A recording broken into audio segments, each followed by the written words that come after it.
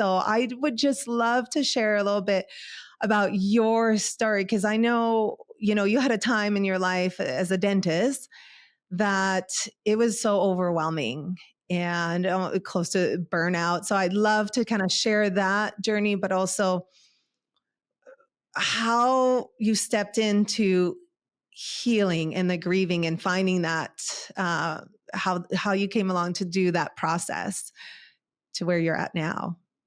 Yeah. So I think burnout, has a lot of different definitions, but really, I think it's really an individual thing. I think we all experience our own version of burnout because the factors and all of the circumstances that, kind of weigh you down ultimately lead you there. But dentistry is ripe for burnout because it's a profession where you're always giving. You're giving to literally everyone. And most of the time, we don't give back to ourselves. We don't invest in ourselves. And that was me. So my burnout, my first, like, where I was like, oh my gosh, like, I'm burnt out. In fact, I started to Google the symptoms of burnout. And when I got to BUR, I realized before I even got a result that I was burnt out. And so I was 43 years old. I had been in practice already for 15 years. And I just really had this moment where I was actually, you can appreciate it as a speaker, Melissa, but I was on this stage and I was giving a lecture to like 1,500 other endodontists. And it was a big moment. And I performed really well, but I had made a big mistake on one of my slides. And it was sort of an egregious error. And when I stepped off the stage, immediately I didn't get the reaction or faces that I had expected. It was clear that I had upset the apple cart with my mistake. It was pretty glaring. And that immediately like forced me to kind of look at myself because I thought to myself, how did I make such a big mistake? Like I had gone through the presentation so many times, but I started to just recognize how hard I had been grinding and for how long. So one of the things about being a dentist is the financial stresses of it are real. So if you're out there and you're like, hey, I want to do a little bit better for my family than maybe what my office can provide, maybe you're looking at more opportunities, whether it's lecturing or teaching or all these different things. And I had been pushing myself so hard for so long. But what I had been doing really is just pouring my cup empty. And I never refilled it. I didn't even know what that looked like. We don't learn about it.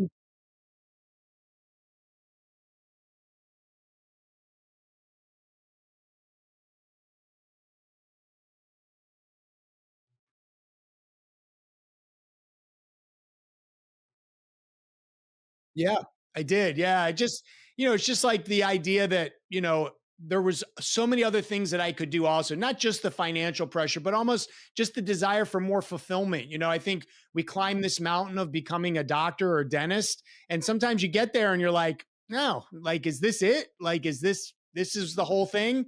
And you're looking for more fulfillment. And sometimes teaching can bring that, or, lecturing, or, whatever your project might be. And so I was trying to diversify. The problem is as I diversified, I was spreading myself really thin, and I just didn't have the knowledge or the practices to rejuvenate, to refill, to refuel. And so I just literally had this vision of like pouring my cup, and there was literally no more drops for anyone, including myself. And so that was the beginning of my recognition that I couldn't sustainably continue to live the way that I was living. And that led me, how the universe is, Melissa. It just, the right person just kind of pops out of the door at the right time.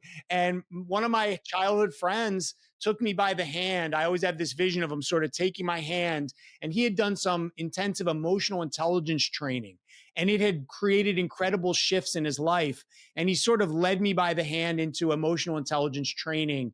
And as you mentioned about the healing process and all of the work, right? The work that we can all do to help ourselves, I dove headfirst in. And I did some intentional and intensive workshops in emotional intelligence. And immediately I started to recognize how much trauma I was carrying, how much shame I was carrying from my childhood, things that I would never have been able to see otherwise. And I started to strip the bandages off. And through that process, I found just an incredible amount of healing.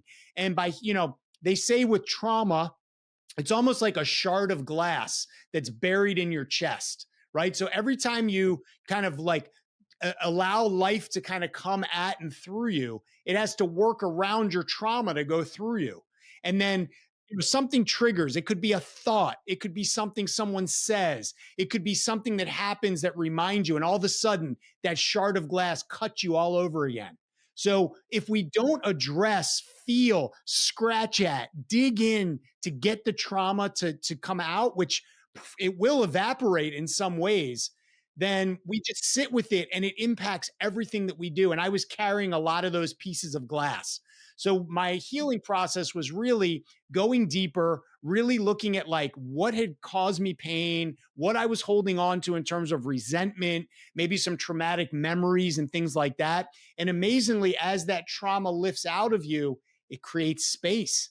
And you can fill that space with whatever you choose to, whether it's joy, creativity, more love, service, whatever that is. And that was kind of my process. It was the emotional intelligence training that opened the door for me to heal and really find the version of myself that A is what I believe to be the most authentic version, and B to be the version of myself that has the opportunity to really live up to, or exercise the full potential that I was born with to be on this earth and contribute to others.